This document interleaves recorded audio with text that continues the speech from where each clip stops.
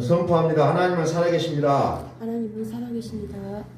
시대가 흐르면 흐를수록 우리가 먹고 사는 일이 굉장히 중요하게 여겨지게 되고, 또 우리의 먹거리 종류 또한 너무나도 중요한 시대가 되어버리고 있다는 겁니다. 왜냐하면 자연이 파괴되고 환경이 오염되다 보니 우리의 먹거리 또한 소중해질 수밖에 없다는 거예요. 지난 시간에도 말씀드렸듯이 오늘 우리가 하나님의 말씀을 들어야 되는 우리 또한 마찬가지예요. 하나님의 말씀을, 어떤 말씀을 들어야 할 것인가, 우리는 심사숙고하고 그것을 얻기 위하여 우리는 갈구해야 된다고 했어요. 그래서 계속해서 말씀을 이어서 전달합니다. 오늘 읽었던 말씀은 새 하늘과 새 땅에 대한 얘기예요. 새 하늘과 새 땅. 보라 내가 새 하늘과 새 땅을 창조하나니 이전 것은 기억되거나 마음에 생각하지 아니할 것이라. 새 하늘과 새 땅은 어디에서 이루어집니까? 새 하늘과 새 땅은 내 마음에서 이루어지는 사건들이에요. 그래서 요한계시록 20장에 보면은 11절에 또 내가 크고 흰 보좌와 그 위에 앉으신 이를 보니 땅과 하늘이 그 앞에서 피하여 간 데 없더라. 피하여 간 데 없더라. 이렇게 기록하고 있고, 요한계시록 21장 1절에서 보니까 또 내가 새 하늘과 새 땅을 보니 처음 하늘과 처음 땅이 없어졌고 바다도 다시 있지 않더라. 오늘 이사야서 65장 17절에 보라 내가 새 하늘과 새 땅을 창조하나니 이전 것은 기억되거나 마음에 생각나지 아니할 것이라. 똑같이 옛 것은 없다는 거예요. 옛 것은 없다는 거예요. 옛 것이 없다는 거예요. 우리의 마음밭에 옛 것이 사라진다는 거예요. 내 마음은 밭이라겠어. 이 밭에서 나온 식물이 깨끗한 식물이 되어져야 된다는 겁니다. 우리는 편의상 깨끗한 식물을 유기농이라고 이름하였어요. 유기농 식품. 18절 봅니다. 너희는 내가 창조하는 것으로 말미암아 영원히 기뻐하며 즐거워할지니라. 보라 내가 예루살렘을 즐거운 성으로 창조하며 그 백성을 기쁨으로 삼고. 읽었던 내용의 말씀을 여러분들 보시죠. 이 말씀 보니까 참 너무너무 좋아요. 이 말씀 보면 나를 기쁨으로 삼겠다는 거예요. 하나님이 나를 기쁨으로 삼겠다는 겁니다. 얼마나 좋습니까? 내가 예루살렘을 즐거워하며 나의 백성을 기뻐하리니 우는 소리와 부르짖는 소리가 그 가운데서 다시는 들리지 아니할 것이다. 다시는 들리지 않는다는 게 다시는 들리지 않는다. 그래서 그 날수가 많지 못하여 죽는 어린아이와 수완이 차지 못한 노인이 다시는 없을 것이다. 그러니까 정해진 때에, 하나님의 정해진 그 때에 장소를 누리고 이제 죽음을 맛볼 것이라는 것을 기록하고 있다는 거죠. 100세 전에 죽은 자를 젊은이다. 참 100세 전에 죽은 이를 젊다고 얘기하고 있다는 거죠. 보통 100세가 넘어서 죽는다는 것을 얘기하고 있다는 겁니다. 그래서 100세가 못 되어 죽은 자는 저주받은 자다.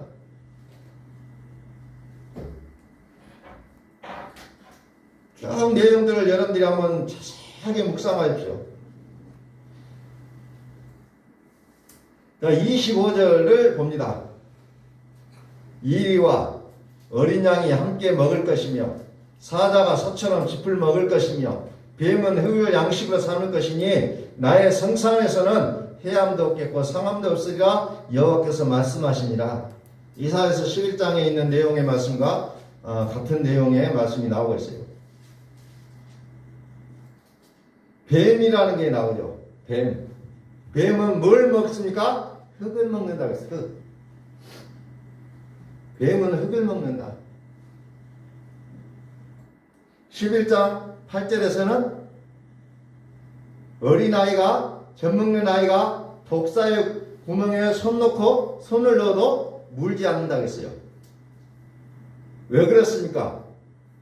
뱀의 먹이는 어린아이의 손목이 아니라 흙이었기 때문에 그랬다는 거죠. 흙.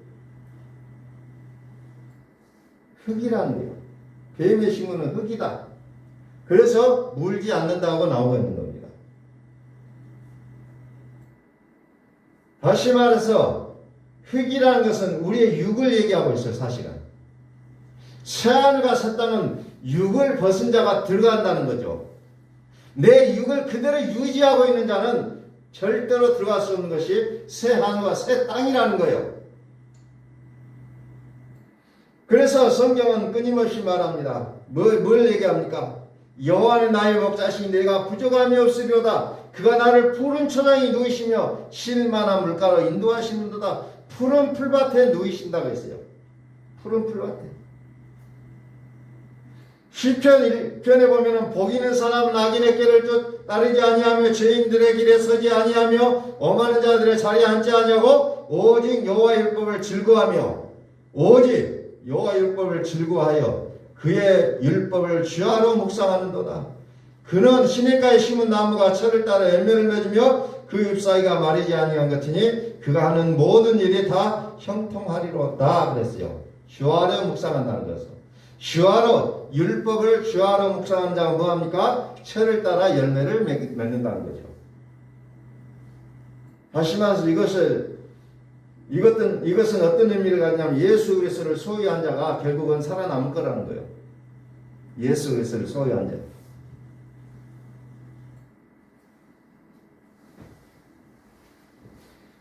이스라엘 백성들이 애굽에서 나왔고 광야 생활하는데 이 광야의 생활의 목적이 뭐예요?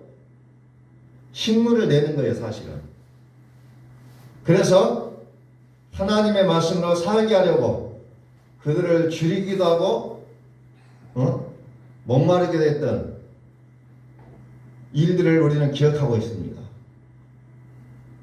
하나님의 말씀으로 살게 하라고.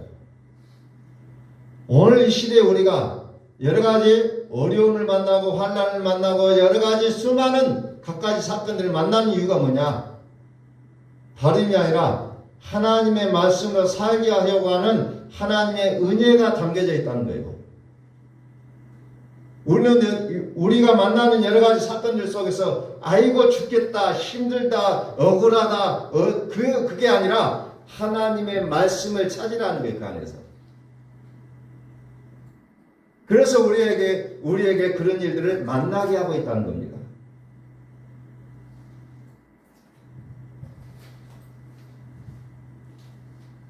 왜 우리에게 이 말씀을 가지고 살게 하느냐? 오직 목적은 하나예요. 우리를 하여금 무화하게 하니까 모든 영성을 다스리게 하는 데 목적이 있다는 거예요. 식물은 내 마음의 밭에서 나오는 거예요. 여호와께서 나를 푸른 초장으로 인도하신다고 했어요. 자, 그 내용들을 창세기를 통해서 한번 또 살펴봅니다. 창세기 1장 24절.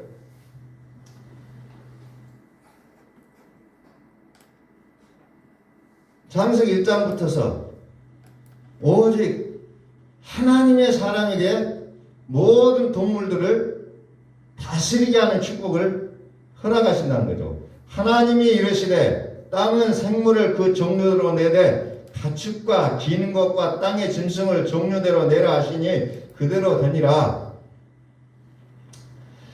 어때요? 땅이 무엇을 냅니까? 땅은 짐승을 낸다는 거죠. 짐승을 내는 거죠. 하나님이 땅의 짐승을 그 종류로, 가축을 그 종류로, 땅에 기는 모든 것을 그 종류로 만드시니 하나님 보시기에 좋았더라. 26절 하나님이 이르시되 우리의 형상을 따라 우리의 모양대로 우리가 사람을 만들고 그들로 바다의 물고기와 하늘의 새와 가축과 온 땅과 땅에 기는 모든 것을 다스리게 하자 하시고 하나님이 모든 땅에서 동물을 내게 하시고 그 다음에 하나님의 형상대로 사람을 만들고 그 하나님의 형상대로 지음받은 사람이 동물을 다스리게 하는 축복을 주셨다는 겁니다. 자, 야고보서에 우리가 지난 시간에 봤던 말씀이 보니까 뭐가 나오니까 야고보서는 자, 모든 것을 여러 종류의 짐승과 새와 벌레와 바다의 생물은 다 사람이 길들일 수 있다겠어요. 그런데 어때요? 사람이 길들일 수 없는 게 뭐가 있어요? 혀. 혀는 길들일 수가 없다고 얘기합니다. 혀는 능히 길들일 수 없나니 쉬지 않은 악이요. 죽이는 독이 가득한 것이라 그랬어요. 혀를. 그래서 사람이 이 혀를 못 다스리는 것 같아요. 그냥 말만 하면 엉뚱한 소리가 나고, 말만 하면 악이라 하고, 말만 하면 수근수근, 거짓, 미움, 시기, 악독, 이런 것이 나오는 것 같아요.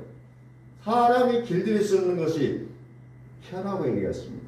모든 짐승들은 다 다스릴 수가 있는데 혀는 길들일 수가 없다라고 나오고 있죠. 왜? 아직까지 뭐겠어요? 식물이 나오지 않는다는 겁니다. 자, 생수의 강이 내 배에서 생수의 강이 흘러 나와야만이 내 혀가 다스려질 것인데 그렇지 못하고 있다는 거예요. 말하고 나면 후회할 말들하고 말하고 나면 엉뚱한 소리가 나오고 있다는 거죠. 왜? 내 배에서 생수의 강이 흘러 넘치지 못하고 있다는 겁니다. 내 속에 식물이 들어있지 않다는 거예요. 혀를 길들이라는 겁니다. 혀를 길들일 수 있는 건 뭡니까? 하나님의 말씀밖에 없다는 거예요. 자, 창세기 1장 26절 또 봅니다.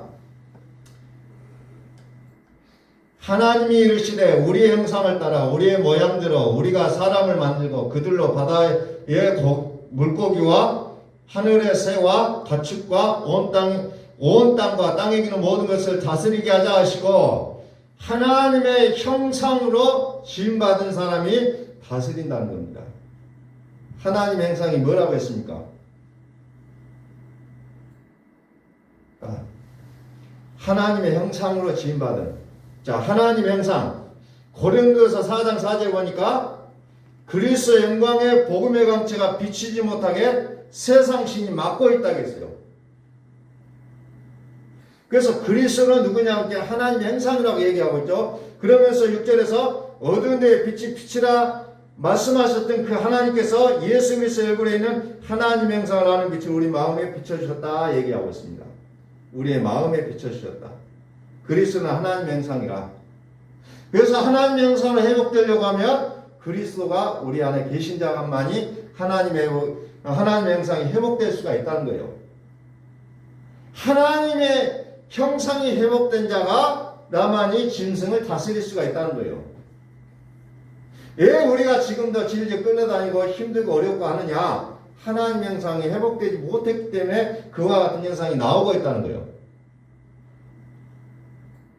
생명을 가지기는 가졌는데 아직까지도 우리의 입을 통해서 생명이 나오지가 않고 있다는 겁니다. 우리의 입이 찬송과 저주가 같이 나오고 있다는 거예요. 이건 아니라고 했잖아요. 야고보 사도가. 이건 아니다. 마땅하지 않다. 아니다고 했어요. 어떻게 한 입에서 쓴물과 단물이 같이 나오냐 이거요. 우리의 입에서는 오직 단물만이 나와야 된다. 야고보 사도가 얘기하고자 하는 건 그거예요. 그래서 우리는 하나님의 형상으로 회복되어야만 된다는 겁니다. 혀. 다시 말해서 내 말을 하지 말라는 거예요. 내가 혀를 길들일 수 없다는 것은 내 말 하지 말고 무슨 말을 해야 합니까? 하나님의 말씀을 내라는 겁니다. 그러면 그 하나님의 말씀 식물은 우리 속에서 나오게 되어 있다는 거죠. 다시 27절 1장 27절 하나님이 자기 형상과 하나님 형상대로 사람을 창조하시되 남자와 여자를 창조하시고 하나님이 그들에게 복을 주시며 하나님이 그들에게 이르시되 생육하고 번성하여 땅에 충만하라 땅을 정복하라 바다의 물고기와 바다의 새와 땅에 움직이는 모든 생물을 다스리라 하시니라. 29절 하나님이 이르시되 내가 온 지면에 씨 맺는 모든 채소와 씨 가진 열매 맺는 모든 나무를 너희에게 주노니 너희의 먹을거리가 되리라. 먹을거리 너무너무 중요해요. 먹거리. 짐승을 내던 땅이 이제 식물을 내는 땅이 되고 있다는 겁니다. 이곳은 새하늘과 새 땅이라는 거예요. 생명나무가 생명 열매를 맺는 겁니다. 요한계시록에 보면 생명나무가 열매를 맺는다. 달마다. 자, 30절 또 땅의 모든 짐승과 하늘의 모든 새와 생명이 있어 땅에 기는 모든 것에게는 내가 모든 푸른 풀을 먹을거리로 주노라. 푸른 풀을 먹을거리로 주겠다는 겁니다. 모든 짐승과 하늘의 모든 새와 생명이 있어 땅에 기는 모든 것들에게 내가 모든 푸른 풀을 먹을거리로 주노라. 그러니까 이사야서 11장에 또 아까 읽었던 이사야서 17장에 소가 풀을 먹고 사자도 풀을 먹는 얘기가 나오는 거예요. 하나님이 이렇게 먹거리를 짐승들에게도 풀을 먹게 하겠다는 거예요. 풀을 먹게 하겠다. 식물을 먹게 하겠다는 겁니다.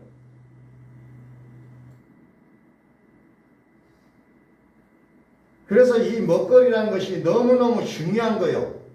하나님이 내게 하신 먹거리. 그래서 하나님께서 식물을 먹게 하는 거예요. 식물.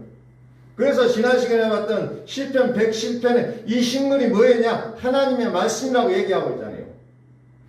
다시 말해서 이 세상은 하나님의 말씀으로만 다스려질 수가 있다는 것을 우리에게 얘기하고 있다는 겁니다.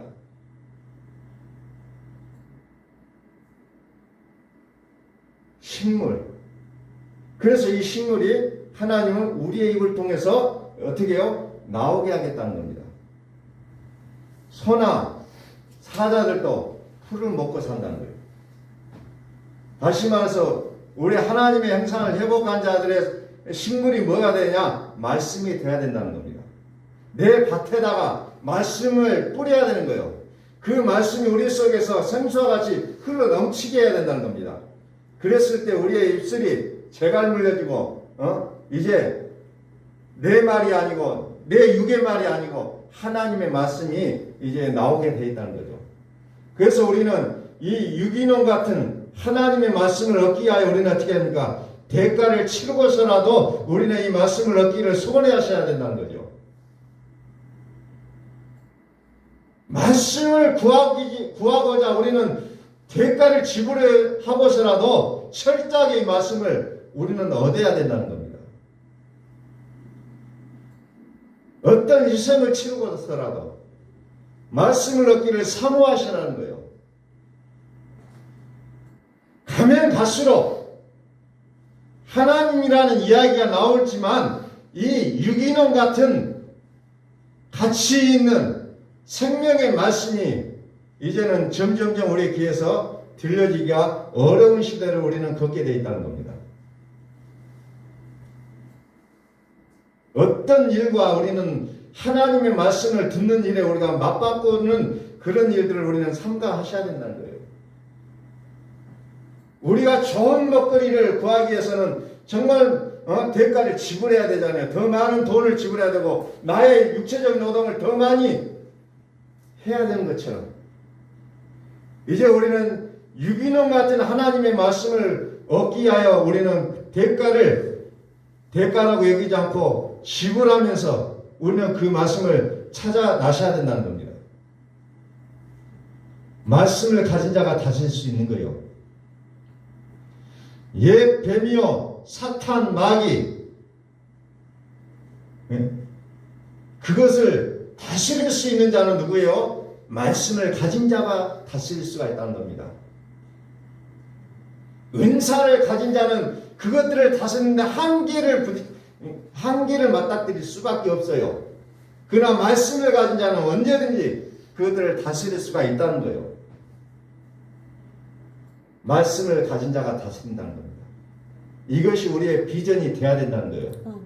이것이 우리의 비전이 돼야 돼요. 어떤 큰 건물 아름답게 짓고자 하는 그 건물 그런 비전이 아니고 내가 어떤 나의 수고와 땀방울 흘려서 어떤 일을 해야 되겠다는 그런 비전이 아니라 하나님의 말씀을 소유하는 게 나의 비전이 돼야 된다는 겁니다.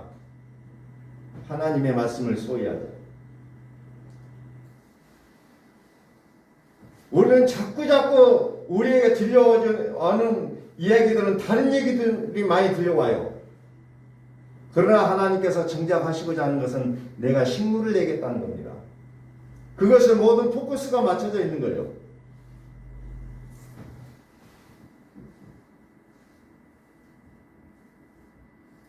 그래서 우리는 하나님의 형상으로 회복되지 않은 것이 우리에게 시급한 일이라는 겁니다. 하나님의 형상. 즉 하나님의 나라는 빛이 비춰져야만 된다는 거죠. 그 빛이란 게 하나님의 형상을 얘기하고 있잖아요. 그래서 우리가 좋은 좋은 식물을 내기 위해서는 땅을 갈아엎는 것처럼 이제 우리는 우리의 마음의 밭을 갈아엎어야 된다는 겁니다. 갈아엎어야 돼요. 땅에서 무엇이 나느냐? 오늘 내 마음에 맞춰서 무엇이 나고 있는가를 우리는 돌이켜 봐야 된다는 겁니다. 돌이켜 보셔야 돼요.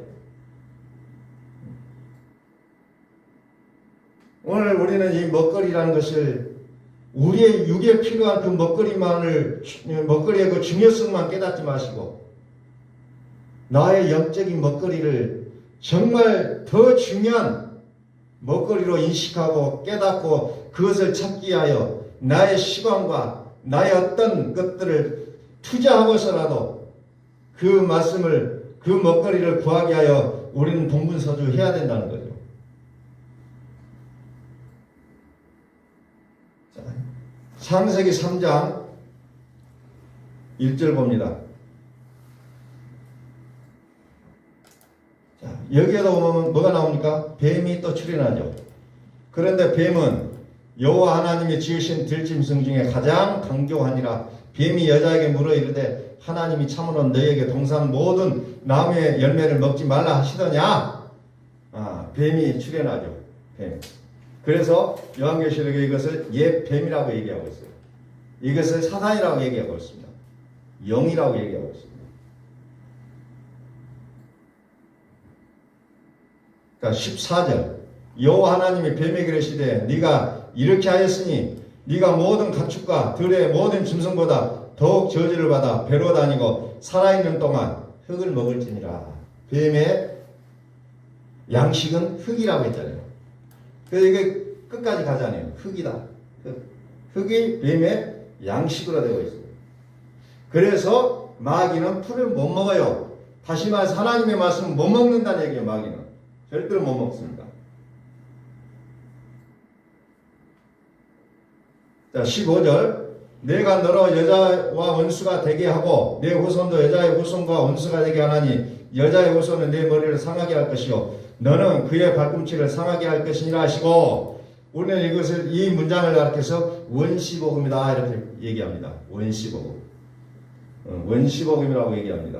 원시복음 왜 보면은 중요한 게 여자의 후손이 나오죠. 여자의 후손. 여자의 후손이 누구냐? 우리는 흔히 예수님이라고 얘기하고 있어요.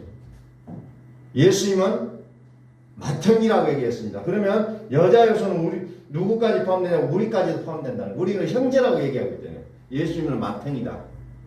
여자의 후손이 아니고서는 구원받은 자가 아니라는 겁니다. 자, 16절 또 여자에게 이르시되 내가 네게 임신하는 고통을 크게 더하리니 네가 수고하고 자식을 낳을 것이며 너는 남편을 원하고 남편은 너를 다스릴 것이니라 하시고 아담에게 이르시되 네가 네 아내의 말을 듣고 내가 네게 먹지 말라는 나무의 열매를 먹었은즉 땅은 너로 말미암아 저주를 받고 너는 내 평생에 수고하여 그 산을 먹으리라. 땅은 너로 인하여 저주를 받는다. 에덴 동산에는 뭐가 있습니까? 두 개의 나무가 있죠. 선악의 법, 생명의 법 두 가지가 있어요. 에덴 동산에. 그런데 어때요? 이 땅이 식물을 내는 땅이 아니라 짐승을 내는 땅이라고 했죠. 그래서 내 마음의 밭이 어때요? 자동적으로 이루어지고 있는 것이 우리는 선악의 법이 들어있어요. 미움, 시기, 다툼 이런 것들이 짐승에 나는 땅이기 때문에 그것들이 먼저 나오고 있잖아요. 그것들이 먼저 나오고 있어요. 자, 18절 봅니다. 땅이 내게 가시덤불과 엉겅퀴를 낼 것이라 네가 먹을 것은 밭의 채소인즉 있잖아요. 근데 그 땅이 뭡니까? 가시덤불과 엉겅퀴가 났다는 거죠. 근데 우리의 식물은 어디에서 나옵니까? 밭의 채소라고 얘기하고 있잖아요. 우리가 먹을 것은 밭의 채소인데 그 땅이 뭐갑니까? 가시덤불과 엉겅퀴가 났다는 거죠. 땅이 가시덤불과 엉겅퀴가 났다는 거죠. 즉 사탄은 계속해서 악을 내고 있다는 거예요. 계속해서 악을 잘하게 합니다. 찔리고 하는 그런 악들이 계속해서 나올 수밖에 없게 됐다는 거예요. 그래서 네가 먹을 것은 밭의 채소다. 자, 19절 네가 흙으로 돌아갈 때까지 얼굴에 땀을 흘려야 먹을 것을 먹으리니 네가 그것에서 시험을 입었음이라. 너는 흙이니 흙으로 돌아갈 것이니라 하시니라. 그래서 우리가 땀을 흘리지 않고는 먹을 수가 없는 건 그런 관계가 되어버리죠. 그래서 우리가 율법이란 것도 내 피와 땀이 들어가지 않고서는 그 율법을 절대로 지킬 수 없는 관계가 되어버리고 말았다는 겁니다. 땀이 흘려야 돼요. 노력, 필생의 노력, 이것이 필요하다는 거죠. 그런데 가시덤불과 엉겅퀴가 아닌 식물이 나와야 된다는 거죠. 자, 22절 여호와 하나님이 이르시되 보라 이 사람이 선악을 하는 일에 우리 중 하나같이 되었으니 그가 그의 손을 들어 생명나무 열매도 따먹고 영생할까 하노라 하시고 영생할까 하노라. 그래서 어떻게 해요? 쫓아내잖아요.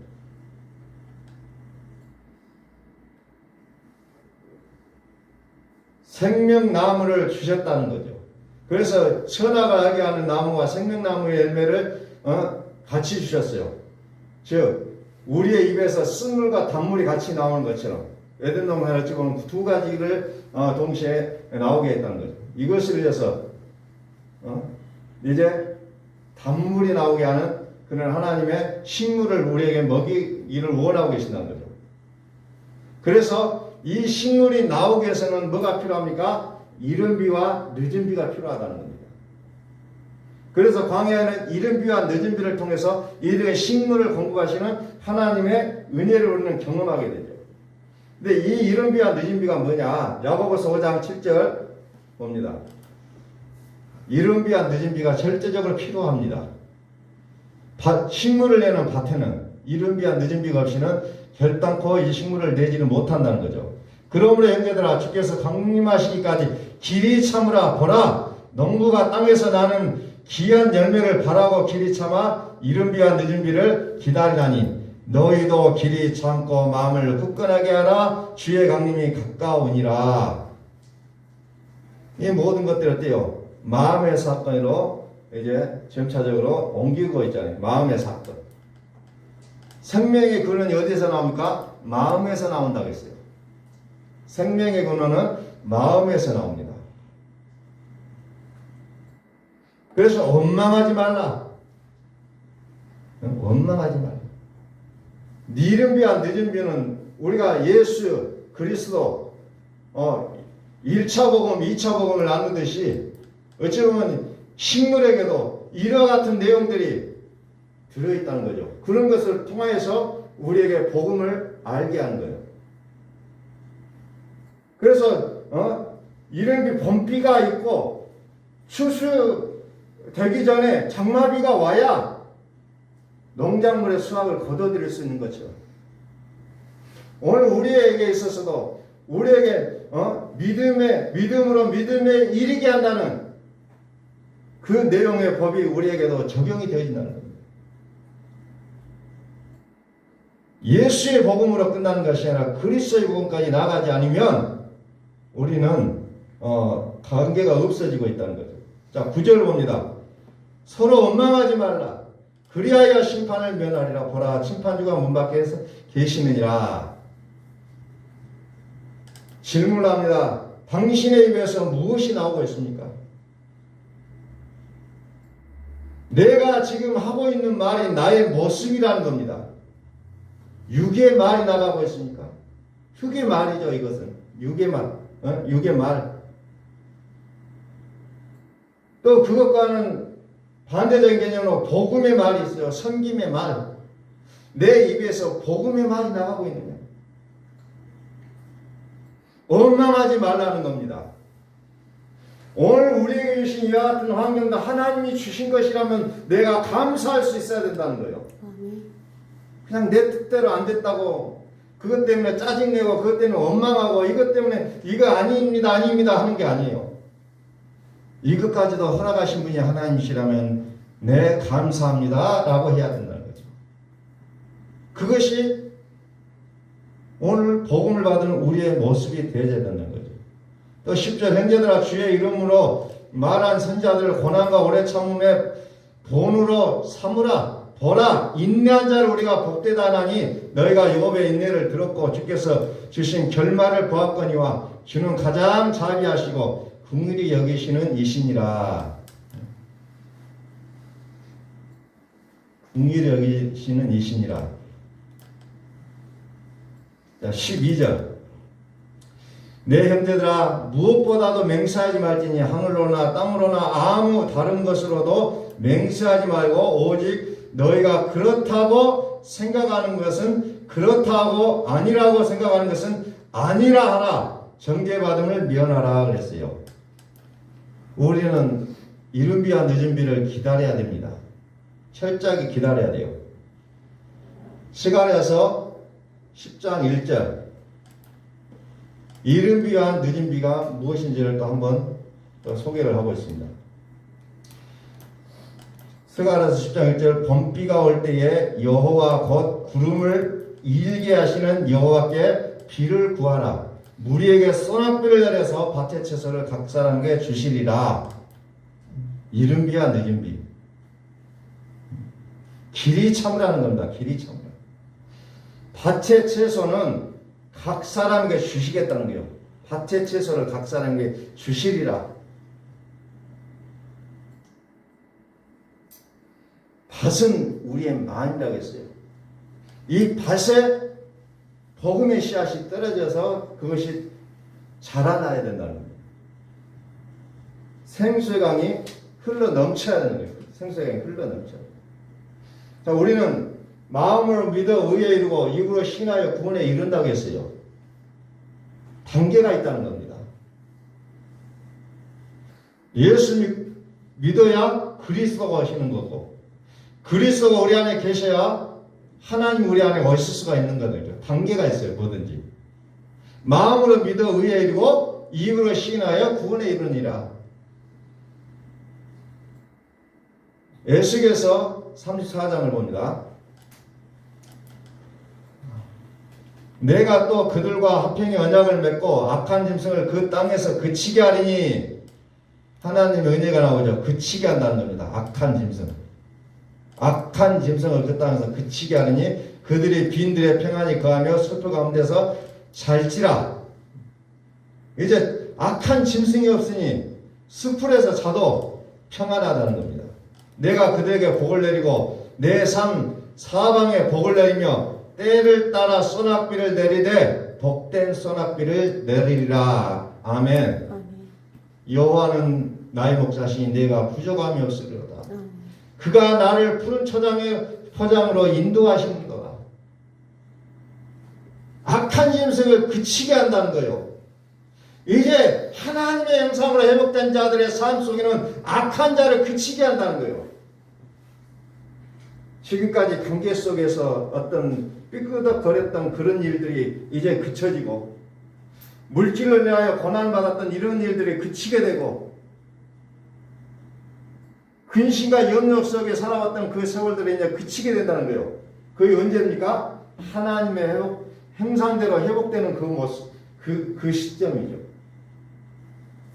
그렇지 않을 때는 꾸준히 나를 낮추고 또 굶주리게 하고 어려움을 만나게 하는 그런 일들을 통해서 무엇을 깨닫게 합니까? 너는 하나님의 말씀으로밖에 살 수 없다는 것을 계속해서 우리의 머릿속에 인식을 시킨다는 거죠.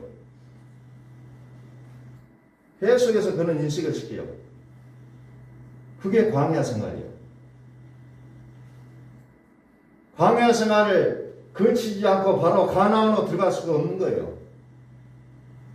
과정들이 있다는 거죠. 노예 생활을 해서 홍해를 지나 광야 생활하고 광야 생활에서 젖과 꿀이 흐르는 가나안 땅으로 들어가게 되는 겁니다. 그래서 우리는 언제까지라는 것이 우리의 물음이 아니라 하나님의 말씀을 갈구해야 된다는 겁니다. 하나님의 말씀을 찾으시라는 거예요. 하나님의 말씀을 찾으라는 거예요. 그랬을 때 어떻게 됩니까? 악한 짐승을 그 땅에서 그치게 하고 내가 그들에게 복을 내리고 내 산 사방에 복을 내리며 때를 따라 소낙비를 내리되 복된 소낙비를 내리리라. 하나님 약속하고 계십니다. 결론적으로 요한계시록 7장 17절을 봅니다. 오늘 여러분들의 이 말씀을 여러분들의 마음속에 좀 깊이 새겨놓으시기를 간절히 바랍니다. 7장 17절 말씀을 우리 한번 같이 읽습니다. 이는 보호자 가운데 계신 어린 양이 그들의 목자가 되사 생명수 샘으로 인도하시고 하나님께서 그들의 눈에서 모든 눈물을 씻어 주실 것입니다. 아멘. 아멘. 어린 양이 보호자 가운데 계신 어린 양이 목자가 되사 생명수샘으로 인도하시고 하나님께서 그들의 눈에서 모든 눈물을 씻어 주실 것입니다. 약속하고 계시잖아요. 이건 언제입니까? 하나님의 형상으로 회복될 때예요. 우리의 사람의 때가 아니라 하나님의 형상으로 회복된 그때. 그때를 얘기하고 있다는 거죠. 우리는 하나님 앞에 언제까지 이런 일을 우리가 겪어야 됩니까? 라고 기도하는 것이 아니라 하나님의 말씀을 붙잡으시라는 거예요.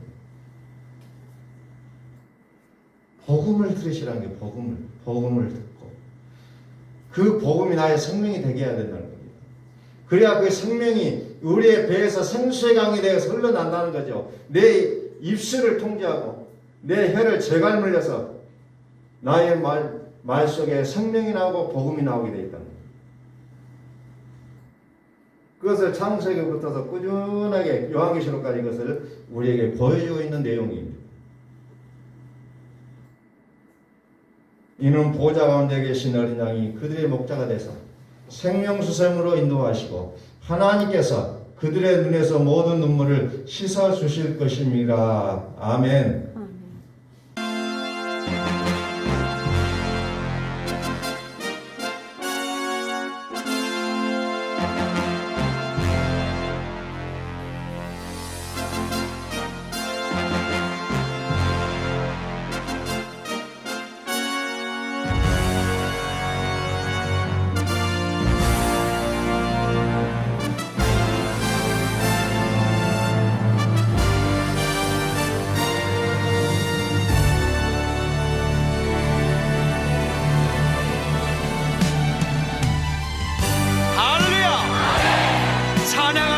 찬양하라.